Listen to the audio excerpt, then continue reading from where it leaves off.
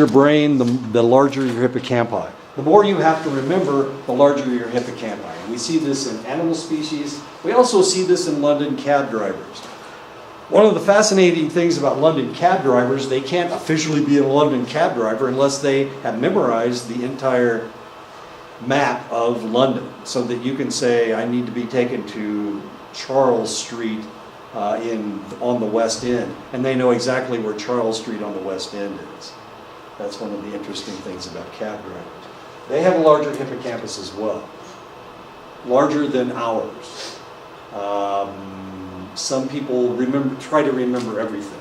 The more you try to remember, the larger your hippocampi. These individuals, of course, are forced to learn that type of information.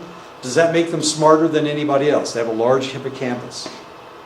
Geographically, yes, it makes them smarter than everybody else, but that's the only aspect of their genius, is the fact that they memorized the entire grid of London. Okay, so we know that the more you try to remember, the larger your hippocampus. The nature of the brain is not fixed from birth, but rather changes in response to certain experiences. And the reason we're talking about the birds, the reason we're talking about the London cab drivers, is because culture is part of that.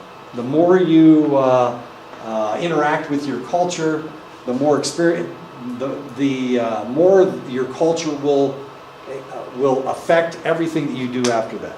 Can I say that? Yeah, I guess I can say that. So the more you powwow up in Blackfeet country, or in the Fort Belknap country, the more that becomes a part of your life. So it has to do with your experiences. And it changes the structure of your brain, because these are things that you have to remember. You're trying to remember all these things. Although people around the world were born with relatively the same brains, with time they come to have different brains by the way they're different culture, because of their cultural experiences. So the Japanese have different brains than people in the United States, because their culture is different from ours. So we do a lot of technology. Wait a minute, they do a lot of technology. There's a lot that's very similar between the two of us. They Twitter, we Twitter, they tweet, we tweet, we tweet, we tweet. They Facebook, we Facebook. I don't know. I don't know if they even have Facebook over there. But we do all of these things, and because we do these things, it changes the structure of our brain. We don't know what's going to happen in the future. We don't know how our culture is going to construct the brains of the future. The brains of today are different from the brains of our ancestors. The people from the 40s, and the people who were born in the 50s, the people that fought in World War II, their brain structure was different from the brain structure of the individuals who fought in Vietnam, because their culture was different, and they were learning different things. And we don't know what's going to happen in the future. We don't know what our army is going to look like. We don't know what they're going to be thinking about. All of this stuff is different. So our brain structures have to do with our cultural experiences. My brain is constructed differently from your brains. I was in my 40s before they invented the internet. They had computers when I was in college, but they were the size of this table. And they gave you information on punch cards. That was what a computer looked like. And now we have computers on our telephones.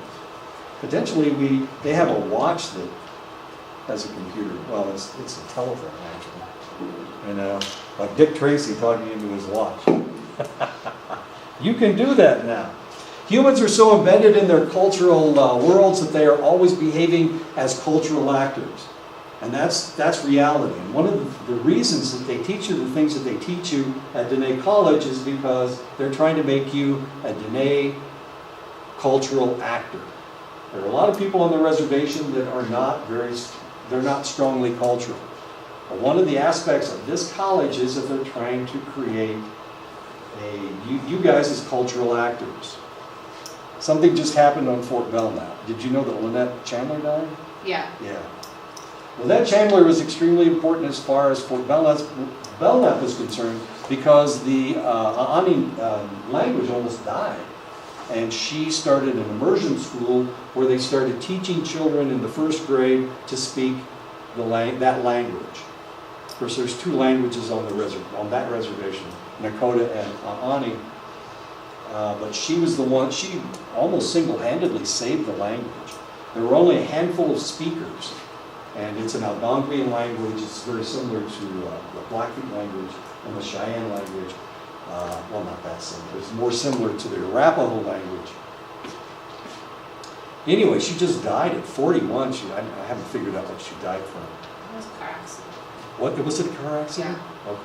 I think there was two of them.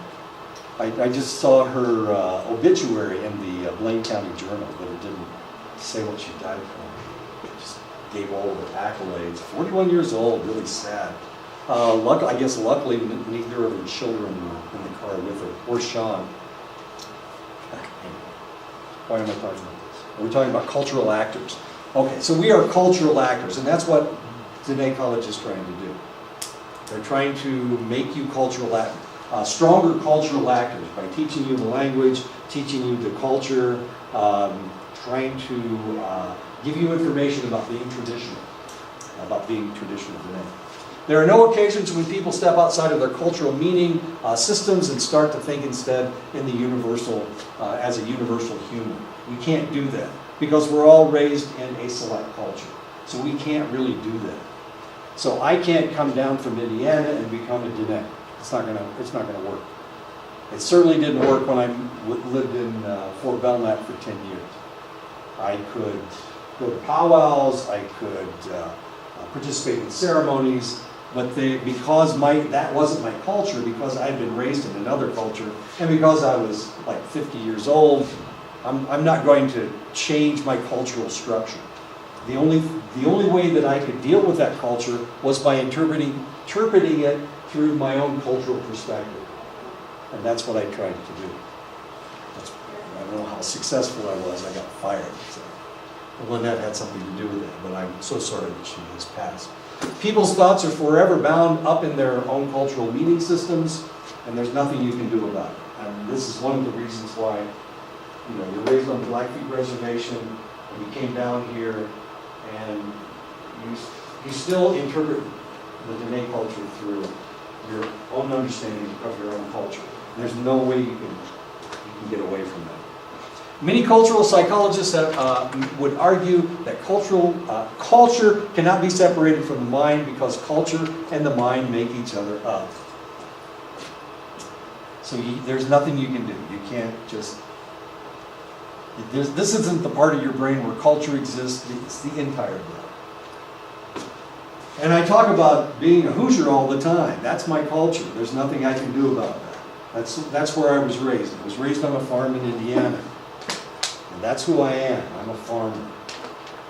I revel in the fact that I live in the middle of a cornfield. It's in Iowa, but it's still in the middle of a cornfield. And it reminds me of where I grew up. And that's the reason I enjoy living in Iowa so much. I talked to my wife last night. I got homesick because, well, not just because of my wife, but also because the apples are ready to harvest. You guys don't have orchards around here anymore. I guess they burned out the orchard. But we have corn and we have... Your corn ain't the same as our corn. My corn is up to the ceiling. That's how tall our corn is. Our corn is taller. Your corn is...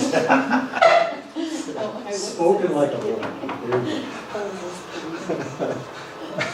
Your people are taller, but your corn's not taller. If a cognitive tool does not exist in all cultures, it reflects an absence of universality, and this is known as non-universal. So if we're the only ones that use skateboards, then it's a non-universal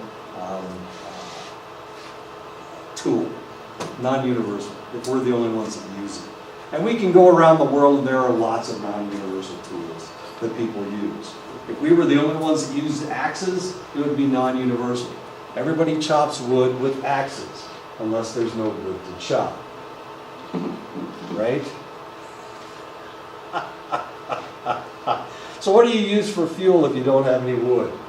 Once upon a time in this part of the world, there weren't that many trees.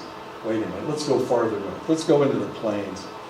So you could look for miles and there would be a tree. It was a damn cottonwood tree.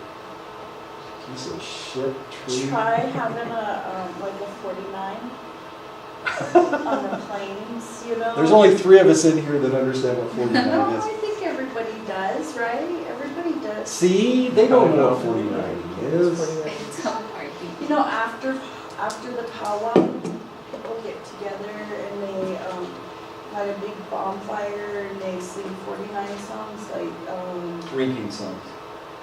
Northern Crees, you know, Black Lodge songs, you know, love songs, Indian love songs. And they dance around the fire. Well, we build big fires and being out on the plains, you know, there's like one tree.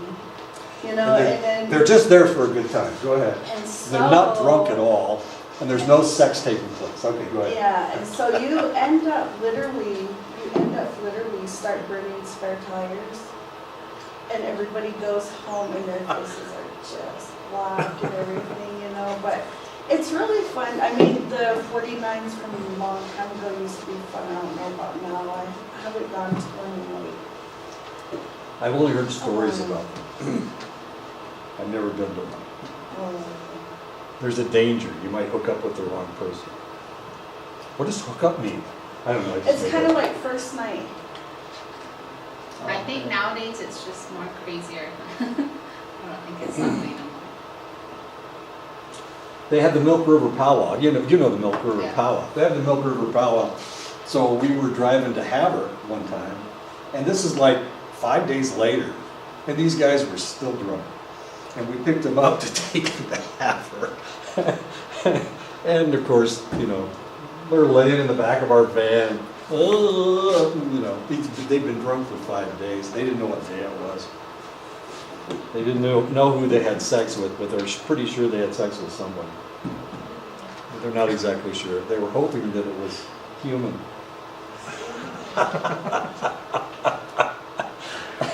That was human. I'm just teasing. Yeah, 49. After the power. An existential, a universal exists in multiple cultures, though the phenomenon is not necessarily used to solve the same problem, nor is it equally accessible across cultures. I have no idea why I put this in. Oh, romance. So how do we find a spouse? Do we, you know, in the United States we do it one way. In Japan, arranged marriages. In some worlds, they only have arranged marriages. In the Muslim world, a lot of Muslim countries, they only have arranged marriages. So where does love come in? Where does romance come in? Bruce, can I tell a story? Oh, I met this guy. This is 49 stories? No, Okay. no. I met this guy, his name is John Hosty, and he was telling me that we were talking about how our grandparents met and everything, and he was saying that his grandpa was waiting where they're from, you know, and his soon-to-be wife, because it was an arranged marriage, was coming over the hill in one of those wagons back in the day, and they were going to get hitched, and his grandma was on a horse, and she rode in front of him, and she said, "You're not marrying him, I am. You go home." And so that lady was like all stunned, I guess, and just turned around in her wagon and went home, and she came and married her grandpa. Oh my Or goodness. Her husband. That's true love, isn't it? Yeah, Okay. isn't that neat? That is neat. Nobody ever did that to me. That's not fair. I always married the wrong, well, not always, not every time. Just 2 out of 3 times I married the wrong person. Okay, so romance. So it's an existential universal. It does exist in most cultures, but it's not always the same way. It's not always used the same way. Marriage, for example, is a good example. In some parts of China, the marriage is arranged, but you don't live together. So you could live in 2 different villages, and the only time you get together is to procreate.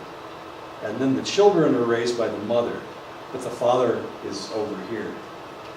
And he's helping his mother and his grandmother and whatnot. He's working over here, and so they don't live together. What about in Kenya? What about Kenya? Kenya, Africa. my one student, he's got 26 brothers and sisters. Okay. So in Kenya, the husband, the man, is allowed to marry, to marry, to marry, Sure. to marry. Right. No divorce or anything. And the man, he keeps all the children if he wants. You know, Right, they'll they go all for belong to one. him. Yeah, Sure. yeah. So he may have a half dozen wives, Yeah. and he just keeps impregnating. So that's why he gets 26 brothers and sisters. It's the same way in Saudi Arabia. If you're wealthy enough, you can have as many wives as you want. And that's what happened with Osama bin Laden. Osama bin Laden was one of 28 children. But his dad had 8 wives, I think. Usually the number's 4. Yeah, so it all depends, true love. I had a friend that went to Africa. She was a Christian missionary. She went to Africa to help the people in South Sudan. And while she was there, she met an individual with no teeth in front, which is far more attractive, if you think about it. She met a guy that had no teeth in front. He's in his 40s. She's, 18, 19, 20 years old. And he offered 100 cattle to marry her. She's not just white. This lady's that colorful. I mean, has no skin tone whatsoever. She's pale, and her hair's blonde, almost albino. I mean, it's that bad. This lady is blonde as hell. She doesn't tan, she burns. Anyway, so he offered 100 cattle, and he said that he would give her parents 100 white cattle because she was white. So if she ever goes back to Africa, all her parents need to do is accept those 100 cattle, and she's married to that guy. And she will be number 4. So I used to tease her, I used to call her number 4. Of course, she's not going to go back. She's scared to go back. It's kind of funny. Or it's only funny to me. A functional universal exists in multiple cultures. It's used to solve the same problems across cultures, yet are more accessible to people from one culture than another. The reason I put this up here is because if you look at that hat, you see these in Montana. You don't see natives wearing these hats in Montana because they don't wear anything on their ears, no matter how damn cold it is. But you see a lot of white people wearing these hats. If you go to China, you see people wearing these hats. If you go to Russia, you see people wearing these hats. I was watching Enemy at the Gate last night. It's about the Battle of Stalingrad. Anyway, the Russians were wearing these hats. That was their military hat because it was so damn cold over there. But any place that it's cold, of course, if it's hot, then you're not going to wear a hat that looks like that. But I had a hat that looks like that. I can't remember what they call it. They call it. There's a swear word that they use when they see somebody wearing that hat. This is a Chinese bathroom. I told you Chinese bathrooms there's no shower curtain. So when you take a shower, actually you're cleaning the whole bathroom. You take your shower, then you wipe down all the ceramic tiles and everything. An accessibility universal exists in all cultures. It's used to solve the same problem across cultures and is accessible to the same degree across cultures. This is a toilet, this is a bidet, and this is the sink. And of course that's the shower. What is a bidet for? It's for washing your nether regions, for washing your butt or that other portion of your body, to clean that portion of your body. We don't have them in the United States, but they're very common in France. You can't go to a hotel room in France without a bidet because, I don't know, maybe they have a lot of sex. I don't know. So they have a bidet. But they also have bidets in China and Japan. The vast majority of psychological studies have thus far been largely limited to explorations of the minds of people living in the Western world, people who are educated, people who live in industrialized countries, people who are relatively rich, and people who live in a democratic society. And of course you can rearrange all those letters, but it works out so well. These are known as weird societies. Why are they weird? Because they're Western educated, industrialized, rich, and democratic. So if we look at well, actually that's what this part is down here.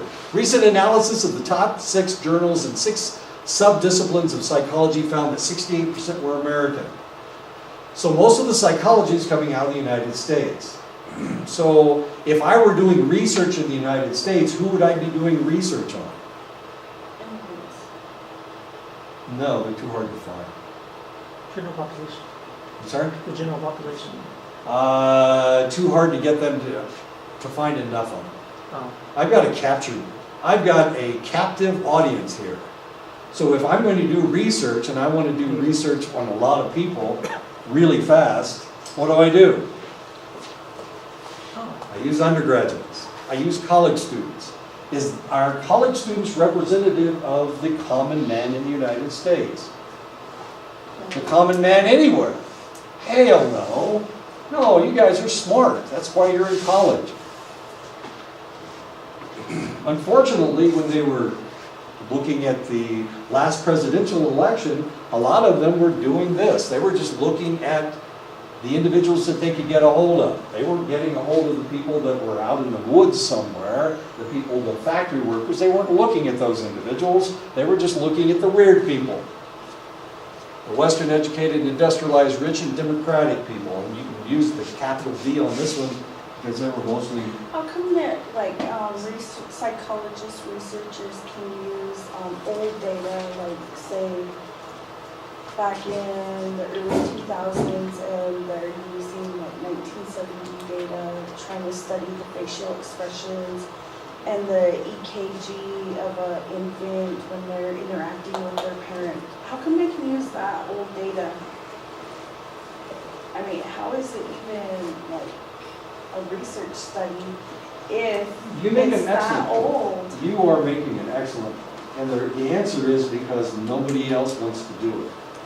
So we use information from 1979, pretending that nothing has changed in the last 40 years, or 45 years. Or it's too much of a hassle. I'm sorry? Is it too much of a hassle to start over new today? Everybody accepts it. You know, here I am, I'm talking about research that was done in 1979. Sarah's is next door talking about research that was done in 1983. Why? Because, well, we don't have any more information. We can't replace it with other information. Should we redo that research to make sure it's still accurate? Sure we should. Are we going to do it? Hell no, it's too expensive. You know, and who can we do the research on? Well, a captive audience is the easiest way to do it. What did they put? The MMPI, the Minnesota Multiphasic Personality Inventory, was first written in the 1940s. It's still being used. The questions have changed to some extent, but it was done on a broad spectrum of individuals. A lot of general information. It wasn't just done on college students. A lot of times, whoever's in your classroom, that is the percentage of individuals that you're dealing with. African Americans, Caucasians, Asians, American Indians. Now the beauty of the MMPI is that it was actually standardized using American Indians. Because in Minnesota they have a lot of American Indians. There's a lot of Chippewa out there. Now how reflective of the Dene are the Chippewa? Their skin tone is similar. Is that close enough? Their culture is completely different. Yeah, okay. And the other question is, okay, since this is in the 1940s, were white people the same in the 1940s as they are today? There weren't that many African Americans. What has happened in the African American community since 1940? Wait a minute, Jim Crow was intact in 1940s. There's a lot more prejudice in 1940 than there is today, in the 1940s than there is today. So is any of this accurate? No, not really. And that you make a good point. And this is a problem. We are only getting information from weird societies, from the United States, from Canada, from England, from Germany, from France. That's where we get most of our information. Most of our psychological information exists here. And this is the only place where we can use it. And one of the beauties of this program is that eventually, and I was talking to Sarah about this the other day, she said eventually you won't need she and I to teach these classes, because you'll have Diné professors who have gone through this program and have developed their own way of seeing psychology. Yeah. And that's what we're hoping for. That's why we started this program. Eventually, you're going to write your own psychology textbooks, and you're going to be able to teach your own classes. That's really important to us, because your psychology may be, well, I'm sure it's different from our psychology. But this is all we have, so this is all we can teach. But the reality... That's why they teach Navajo psychology, or intro to Navajo Right. psychology as that instead of philosophy. Right. Right. Exactly. Okay. So what we have here, if we're looking at psychology, we have 68% of all psychological journals are American. We have 96 that come from Western industrialized countries. That means 4%, we get 4% of information from China and from Japan. The rest of it is either European or it's American or Canadian. 70% of all psychology study participants are undergraduate students. Why? Because it's easier, it's cheaper, and we pretend that you're a diverse group of individuals. When I was at Ashford, almost all my classes had a lot of females in it, and I like to think it was because they thought I was attractive. You're not laughing. Okay, that's not the reason why. There are a lot of women that study psychology. So right now, it's like 70-30. So if I did research on my class, I would be getting 70% of the information would be female and 30% would be male. But now, of course, we're breaking things up. We've got homosexuality, we've got transgender, we've got lesbians. So, I mean, the LGBTQ2S community. I think I've got all the acronyms in there. Okay. In North America, North Americans appear to be more fascinated with psychological questions than those from much of the rest of the world. And it may be because we are immigrants. Everybody in the United States is immigrants except you guys. Everybody else is an immigrant. Not only that, but we've tried to put all these people together and to come up with people that don't kill each other. And that's pretty much what's happened in Canada and the United States. Lots of immigrants here. If you go to Germany, everybody's German. What a shock. Well, not really, but if you go to France, almost everybody's French. If you go to England, almost everybody's English. But in the United States, you know, you talk about your clans. So what do I talk about? Well, I'm from Indiana. What does that mean? What do people from Indiana look like? They're short.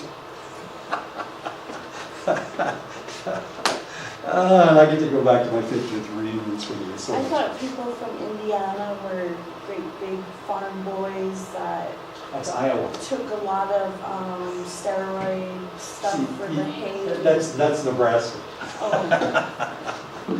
I started baling hay when I was, 8, 9 years old. So we got shoulders. Yeah, picking up those bales. Best way to do it is grab a hold of it, put it against your pants leg, and flip it. So you get a lot of wrist action. So we got big shoulders and big wrists. Thanks for telling me I'm doing my second cut. Many universities now in North America don't even have a psychology program. They don't even use it as a topic of study. Of course, England does. Harvard has a department they put psychology in the department of philosophy. TCU, Texas Christian University, it is in the science and engineering section. Okay. Department of Philosophy and Psychology. This is an English college. KTU is an English college. So as you can see, we have a psychology department at Indiana University. If you are looking for books on psychology, it's in the philosophy section. So the older the university, the more likely it's in the philosophy section. It wasn't a science. It wasn't considered a science. It was considered a philosophy, much to the chagrin of a lot of people. Some people in the diversity movement maintain a colorblind or culture-blind approach to looking at people. Okay, there's two ways to look at things: multicultural and diversity. Their idea is that it will create more harmony if we just treat everybody the same, if we don't recognize the fact that people are different. And this is known as colorblind and culture blind. So we pretend that everybody's exactly the same. What do you think? Does that make sense? Would it be better if I saw everybody as exactly the same? That I treated African Americans the same, or if I thought of African Americans, and it has to do with thought, it doesn't have as much to do with treatment. We can treat everybody the same. This is the way it was in the military. We treat everybody the same in the military. Everybody gets treated exactly alike. But it's up here that things are different. We need to think of people as different. When you're in of course your dad was collecting data, but if you're in a combat situation, the guy, and I keep saying this, the guy right beside you is your best buddy. He's got to be, because he's going to save your life. You've got his back, he's got yours. And it really doesn't matter whether he's Filipino or Asian or black or native. He's still the best friend that you've ever had, because he's going to save your life and you're going to save his. His life, and unless I save his life, he's not going to save my life. Okay. So everybody's the same. So it's more of a diversity mindset. You never think of anybody as from another culture. And that's possible in the military. But if you're not in the military and you live in a neighborhood where people are different, should you pretend that they're the same as you are? When I was living in Maryland, I lived in a black neighborhood.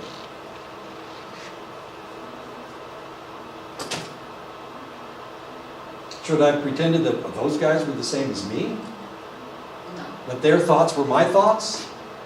That I could read their minds because, well, all humans are like Hoosier farm boys, right?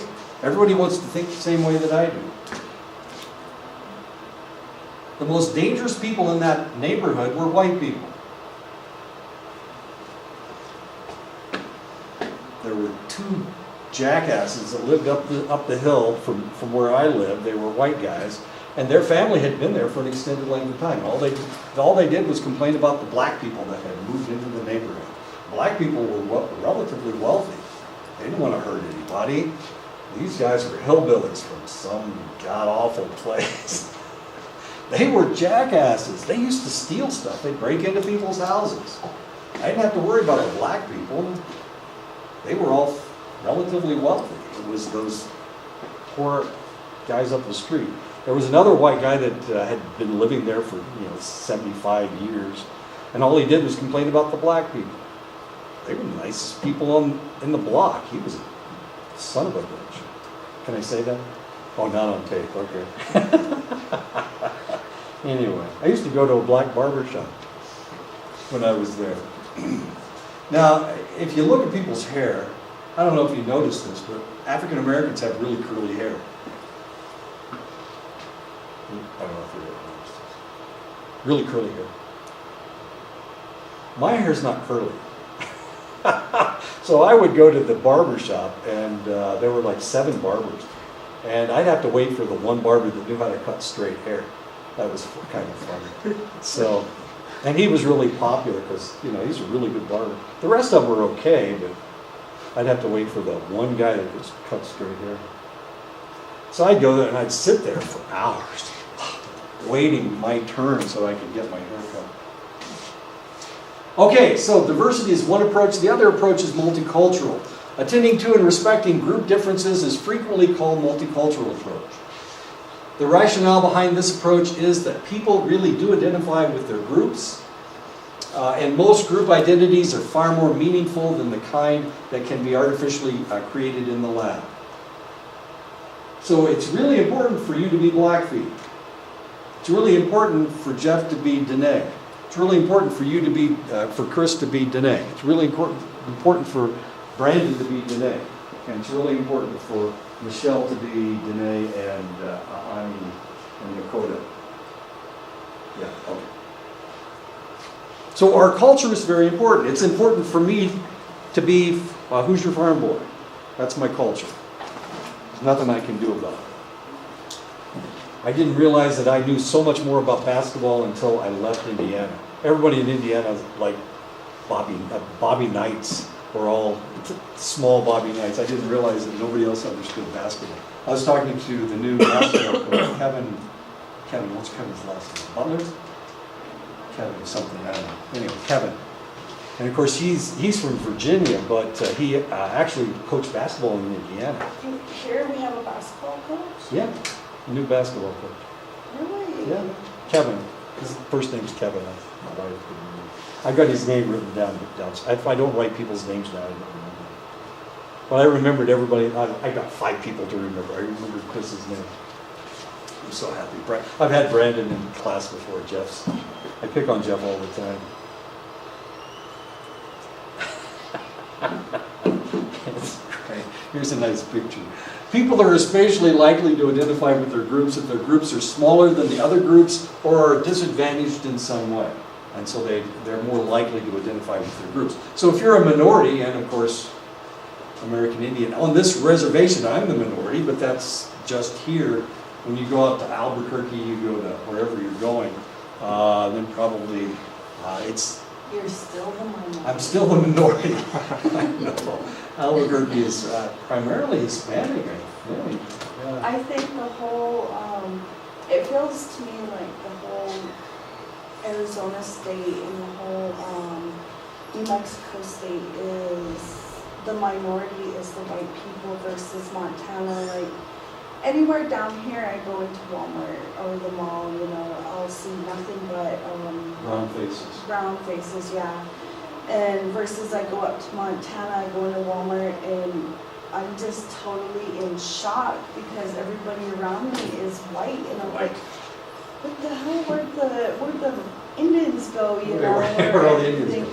And my dad and them are looking at me like, oh, there's some over there, you know, and I'll look at them and I'll even go home nowadays and this one redheaded kid came walking into my house and my jaw dropped, you know, and I looked at him and he was talking, you know, with our dialect, our same accent. Sure.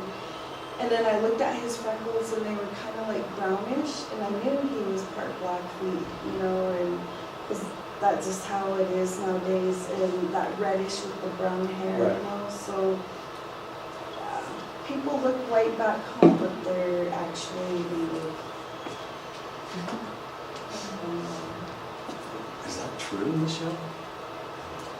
I always get told out, like when I go up there, well, everybody pretty much knows me, but when some people don't, they're like, you're Southwestern. You know, I have a Southwestern. Yeah, I'm half Navajo. And then I'll start talking with them, and then, you know, I talk the same, and I hang out with like my cousins or my friends up there. And then, but then they're so, you know, light complected compared to me. And like my niece has blue eyes and blonde hair. Blue eyes and blonde hair. Blue eyes and blonde hair. But she's, you know, when she starts talking, she has that hard res accent. Yeah. And you're like, And her out of parents me have and brown Michelle, eyes. and out of me and Michelle, you can totally tell he has that Montana accent. Exactly. And I love it because, I love it too. well, I didn't too long. First time I went to Fort Belknap, I started speaking with a Canadian accent. You know, it sounded like I was out of Fargo or something. As confusing as that is. Okay. This is a famous picture. It's actually up here. This is a famous picture of an individual when he went to boarding school and when he came home from boarding school. Actually, it's not that long afterwards. They changed him completely, cut his hair, changed his clothes, and his complexion changed. No, I guess he was spending a lot of time outside, you know, spending a lot of time outside. All of a sudden he's in a classroom, can't see the sun, and he paled up really good. Efforts to downplay group differences may come across as suggesting that minority members would be accepted as long as they shed their distinctive cultural identities and act like those in the majority group. And that's the problem with diversity. Diversity assumes that you're the same, but unfortunately there is that tacit understanding that if you act like me, I will accept you.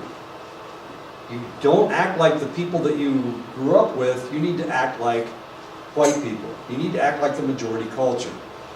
The multiculturalism, however, accepts people for their cultural structure. It accepts everybody. You can speak with a different accent, and that's okay. You can speak with a southern accent if you're from the south. You can speak with a Blackfeet accent or a Montana accent if you're from Montana. You sound almost Canadian, but you can tell the difference between, because Yeah, I can't get rid of my A. Like, I'll be talking to my students and I'll say, go grab me that bag over there. And they'll be looking at me like, that bag, I need that bag. And they're looking at me like, okay. Or, you know, I can't get rid of that. But then I'm kind of catching that Navajo accent too. Like, will be The Navajo has a 100. longer E. Like A. My son, he'll say, Mom, you talk like a John and you were saying 100. You know, and I'll be like, you know, so, yeah. that's so cute.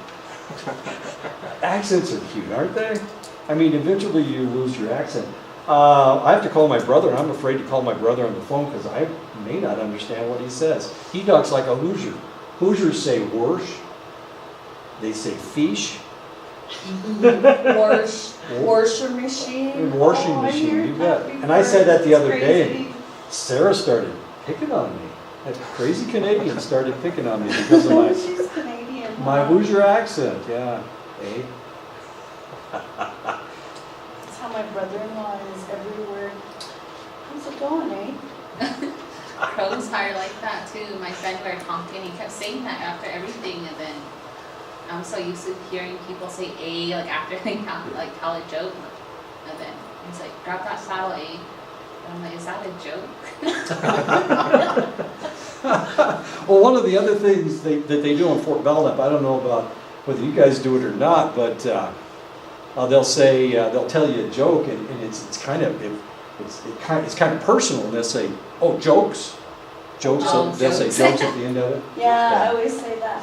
When I went to Flandreau, South Dakota, all of us girls, there was like about 20 of us Blackfeet girls, and we were sitting there, and they said, oh, and then we have the Blackfeet ladies over here, and for some reason we just had this, it was like a high school thing, but we all said A, but we said it like really super, super loud to where the roof came off the school, and then we looked at each other and we started laughing, and then we said it again, and it just kept going. It was really So weird. everybody says "eh" at the end when they're joking. I think now it's May. Nay? Yeah, my cousin's always saying that May. See, the culture has changed since I've been up there. I don't know what I'm going to do. They won't understand what I'm saying when I get up there. Studies done looking at corporations found that the more multicultural and less colorblind they were, the attitudes of the white employees, the more minority employees were engaged in their work. In other words, if they accepted them by their culture, if they didn't pretend that they needed to, that their culture didn't exist, they did more work, they did better work. Does that make sense? If I can accept you, if I accept you for who you are, and I accept your culture, then you're going to do a better job Yeah. for it. Okay. Now this is Did really... you see the help? I'm sorry? Did you see the help? I need to watch the help. Okay. In the same study, the researchers discovered that minority employees have more trust in and comfort with a company that offers multicultural messages rather than one that offers colorblind messages, especially when the company has only a few minority members.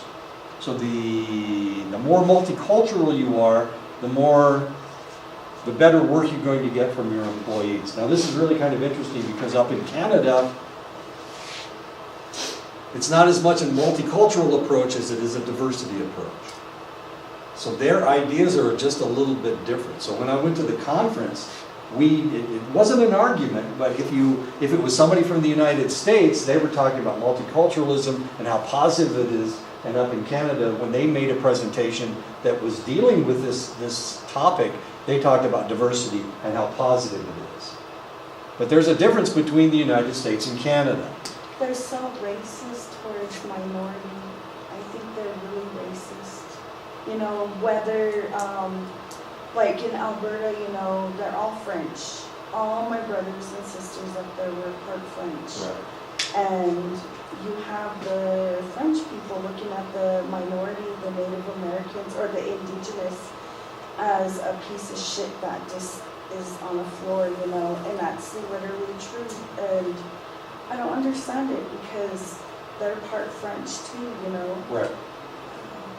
Well, because diversity is strong up there, rather than multiculturalism, one of the things you have to remember, they're an immigrant country, just like the United States is. However, in Canada, they were controlled by England for an extended length of time, and they're still controlled by England to some extent. So they have that English mindset rather than, and of course they've got just as many Germans, just as many Ukrainians, just as many immigrants coming in, but at the same time, they were controlled by one concept, one mindset, and that was the English mindset. So as far as they're concerned, if you want to get along, then you need to act like me. And that me is you need to act like an Englishman. And that's why diversity is far more prevalent up in Canada than it is in the United States. Multiculturalism seems to be the best way to go. Their educational system is structured on the English educational system. They didn't have to create their own educational system. In the United States, every state has their own educational system, but each state had to cobble their own educational system. We constructed our own ideas in the United States, and that's why we can support multiculturalism in the United States. They have one idea. They have the English idea. How do the English think? And because of that, diversity is more important. They want everybody in their country, whether they are a minority, to act like an Englishman. How about that? Does that make sense? Do you see what I'm talking about? I don't mean to be picking on the Canadians, but their way of doing things is not the same as ours, and it's also not as inclusive as ours. We are more inclusive in the United States. It's probably the only nice thing I can say about Americans, people from the United States. Ethnocentrism is judging people from their cultures by the standards of one's own culture. And this is, ethnocentrism is one of the problems they have up in Canada because, of course, they were using the English mindset when they were trying to decide whether people were good or people were bad. Whether they were treating people like shit on the floor, as you were saying. And that's actually a good phrase because they treat the French that way, despite the fact that the French were there before the English were there. That's not good. Remember, Canada used to be French, and then during the French and Indian War, the English conquered Canada, and this is in 1750, whatever. Okay, of course they hadn't made it. Actually, the French trappers had made it over to the western portion of Canada looking for beaver pelts, and they're the ones that started trading with a select group of individuals.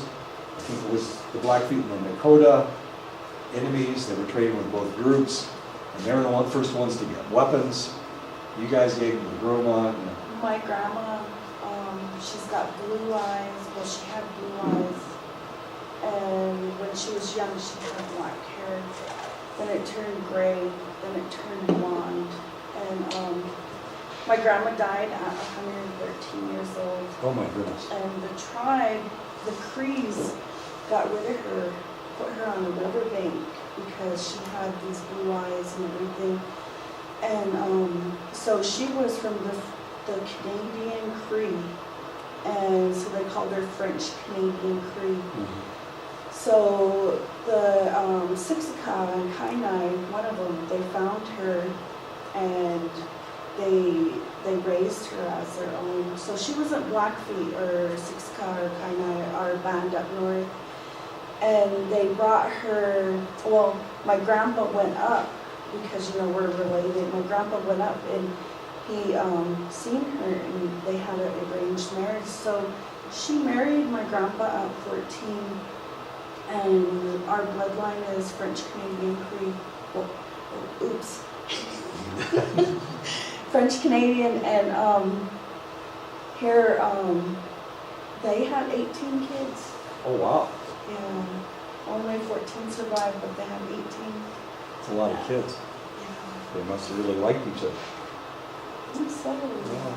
She lived to be 113. That's amazing. So you have longevity in your family. Congratulations. That's a good thing. In the 1950s, okay, we're going to talk about cognitive psychology. And one of the reasons that Sarah put this in the curriculum is because she's a cognitive psychologist. And cultural psychology is supposed to be a cognitive subdivision of cognitive psychology. Okay, cultural psychology. Except I'm not a cognitive psychologist, and so I don't teach it that way. So I apologize for that. But this has to do with being cognitive, a subdivision of cognitive psychology. In the 1950s, with the advance of brain imaging techniques, psychology entered the cognitive revolution. Before this, we couldn't look into the brain. We had no idea what was going on. We had medications, but they were mostly general, really strong psychotropics to cure the drugs we used to cure depression were just really toxic, and they eventually killed you just so that you wouldn't be unhappy anymore. We did things like electroshock. We did things like insulin therapy and all kinds of horrible, horrible things. So we knew how to change you, but of course we didn't really understand the structure of the brain. And then all of a sudden we developed new brain imaging machines. And after that, of course, we started the cognitive revolution, where we could actually look into the brain and figure out what was going on. But before that, of course, people like Freud, Skinner, and Watson, behaviorism and Freudian psychoanalysis were the strongest subdivisions in the field. They were the strongest ideas in the field. But now all of a sudden we had this cognitive psychology. So being Americans, of course, and adhering to the newest wave of whatever's happening next, we were really happy to find out that we could do things without philosophy. Before that, psychology was more of a philosophy. Now, with cognitive psychology, it's more of a science. Okay. And this was taking place in the 1950s. But they kind of they went too far. They started referring to humans as machines. And they started seeing humans as machines. So they used the human brain to construct computers. But unfortunately, the computers, they started reflecting on the human brain with the computer. In other words, they were seeing the human brain as a mechanical structure, as a computer. So they started referring to the brain in computer terms. How about that? And that's cognitive psychology. That's how cognitive psychology came to be. Because before psychology was more of a philosophy. We did as much research as we could, but we couldn't visualize what was going on. But now we have cognitive psychology. And this is in the 1950s. Okay. So we had all these individuals that could cure you, but they weren't exactly sure why you were being cured. We had Freud that could use psychoanalysis. Took him years, but he could fix you. We had Rogers that was dealing, he was dealing with your feelings. But he wasn't we couldn't do the research to find out exactly why this was taking place. One of the fathers of cognitive revolution was an individual by the name of Jerome Bruner. He argued that the proponents of the cognitive revolution had become distracted from its initial vision by becoming more concerned with computer metaphors for understanding the functioning of the mind. And this is one of the problems that they had, of course, with psychology at this time, with the whole cognitive movement. In other words, we saw everything as mechanical. Meaning became replaced with information. Meaning making became replaced with information processing. So it was just like we were a computer. Of course, the computers at the time were the size of this table. They were huge. But of course, and punch cards.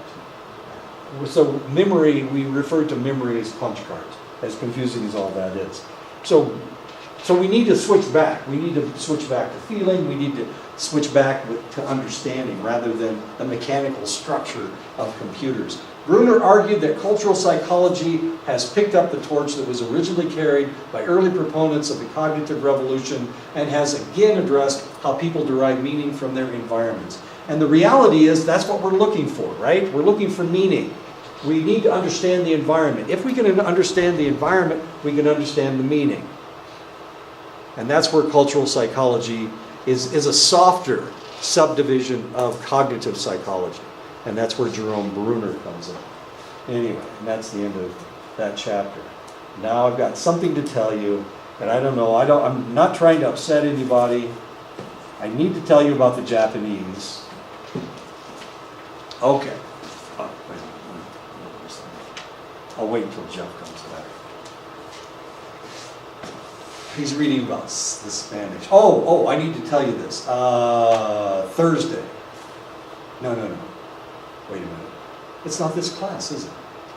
Today's Tuesday, isn't it? Yeah. Thursday of next week, on the 6th. I don't know where I am. On the 6th, we will not have class. I have to drive home. I don't have to drive home. I have to drive to the airport so I can get in an airplane and go home for my 50th high school reunion. And you want me to go to my 50th high school reunion. Thursday the 6th? The 6th, yeah, there's no class. So we'll call it a library day. How's that? So one of the things that you have to do, you have to look at another culture. The best way, and the way that I want you to do that is to read a book. I want you to read a book. It can be a novel, it can be nonfiction. Novels are fun, but a lot of times they give you information about that culture. So those of you who come from two different cultures, you can use your culture, the Blackfeet culture, you can use the Groveland culture or the Dakota culture, and you have Pima. Have the Pima changed their name? Or it's still Pima? I know the Zuni changed their name. What day is the Labor Day? Is that the 4th? That's the 4th, yeah. So we don't have Monday. We don't have class Monday. But And class then- Tuesday morning. We have class Tuesday morning, but not Thursday morning, because I have to drive to Albuquerque. That's the only way I could catch a flight. Otherwise, I'd be getting into Indiana at like 12 o'clock, and that's, They're having 3 different things. They're having one on Thursday night that I have to miss. Yeah, Thursday night. They're having 2 things on Friday. So this way I can at least attend those 2 things on Friday.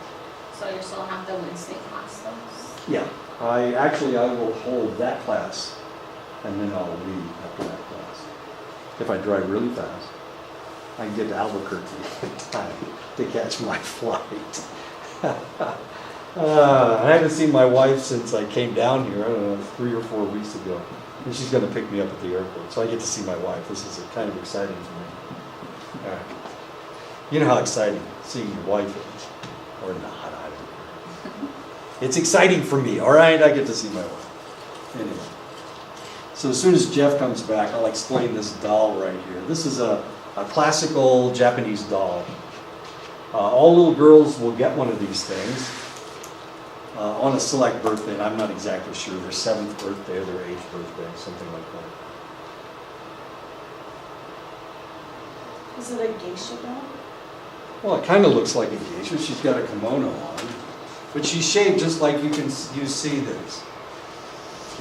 Now, most of these dolls don't have the kimono, or they have the kimono painted. So it's a structure that looks like a penis. Doesn't it? Her hair looks like the corona of a penis. If you've never seen a penis before, don't worry about it. Anyway, she kind of looks like a penis. So what in the world do they do with these dolls? Oh my goodness gracious. Americans call them dildo dolls, but of course they're giving them to little 7- and 8-year-old girls. So you don't want to think, oh my God, they're masturbating with these things. but that's what they're for. Different culture. It's a different culture. They do 7 things. and 8? Is that like a new culture or? No, it's old. This is ancient. This is ancient. Remember, they have arranged marriages. They had arranged marriages in Japan. Okay, so you think the Japanese would be these hypersexual people, but the reality is they're having a problem reproducing right now. And it's because people aren't getting married. Remember, the Japanese live more in their heads than they do in the outside world. They live more in their imaginations. This is one of the reasons why, when we're talking about hentai, those interesting cartoons that we would consider pornographic, they've got little 12 and 13-year-old girls that are reading these things on the trains. Does that mean that they're hot to trot? The answer is no. The problem with Americans is, of course, we live out there. So we're thinking that what you project, what you see, what you project is who you are. And this is one of the problems that they were having on the island of Japan. The Marines were raping women. And the reason they were is because they saw these little girls reading these pornographic magazines. They've got these dolls all over the place. Karen's got one at home, but I'm hoping that well, we won't go there. She bought one. I should bring it home. Well, I'm not going home until December, so to show you what they really are. Now, the reality is that it's just a different culture. They do things differently. Remember, they've got that group of headhunters in New Guinea that the little boys give oral sex to the teenage boys, and that's how they become men. Different cultures. Now, you want to think of if you're a diversity person, you want to think the Japanese are just the same as everybody else. They're not. Okay, it's a different culture, and they do things differently. They're far more conservative than we are. Can I ask a question? Sure. So what is, I don't know where Columbus came from. He came from England? He was Italian, and he sailed fish there. Okay, so what was their culture? Because, Spanish culture? yeah, or whoever they were, because when they brought their Catholic priests over, they brought, what do you call that, molestation and stuff like that. Sure. What was their culture? I mean, It was Catholic. It was a very strong Catholic culture. so is that what Catholics do? They molest little Yeah. boys? No, they don't. They don't. Are you sure? Are you sure that we're not missing something in their culture and it's just hidden really deep? You know, you make a really good point. The reality is we don't talk about sex, and we don't talk about the sex of the past. We don't. This is a taboo subject in the Western world. We don't talk about sex. We cover people up. When the missionaries first went to Hawaii, those people didn't wear clothes at all. They put clothes on people. Why? Because nudity is obscene. So that's a really good point. When they first came over here, the Spanish destroyed a lot of things. They destroyed culture, sculpture, they destroyed information. So we have no idea how people acted back then. Because the Spanish, not only did they try to change everybody, but they destroyed anything that didn't agree with their morality or their structure of morality. So we don't talk about sex. I do, because I think it's important. I think it's part of psychology. This is a really important part of psychology. Our sex drive is something that drives us and makes us the people that we are. But if you look at history, and actually there's a movement among academics to not deal with this. But we know about everybody's culture. We know Japan. We know I do. If Sarah were teaching this class, she wouldn't talk about the go-go doll. Because she doesn't know this. And she doesn't want to know this. she would see it, she would be afraid it would be sexual harassment. I'm 67 years old, I'm not going to sexually harass anybody. I just want to give you information. I'm trying not to sexually harass anybody. But if she were in this classroom, you wouldn't be hearing anything else. And this is this is a point of knowledge. And I don't want you to become obsessed with sexuality and study the pornography of Romania and Bulgaria and all that other stuff, and each culture. But you could do that. What would you be accepted? Well, in the Western world, there is a taboo against this, and there's a taboo in the Dene culture. The question that I ask is that taboo modern, or is it really traditional? And I keep asking this question to people, and I'm afraid one of these days I'm going to piss somebody off, like Wilson or Wilson. The question that I ask is, you guys have traditions, and you know what those traditions are, and Avery's going to tell you, and Wilson's going to tell you, but the question that I have is that your tradition from since the Western man has come here? Are these the traditions of amalgamating your old ideas with the Christian ideas so that everybody's happy? I mean, if you had child sacrifice and I don't know, anything that is repugnant to Western man, would you do away with that and never talk about it again? And so it's lost. So when we talk about sex, it's Western man that finds that repugnant, sexuality. So we don't talk about it. There was a time in Europe when they put fig leaves on people's body parts.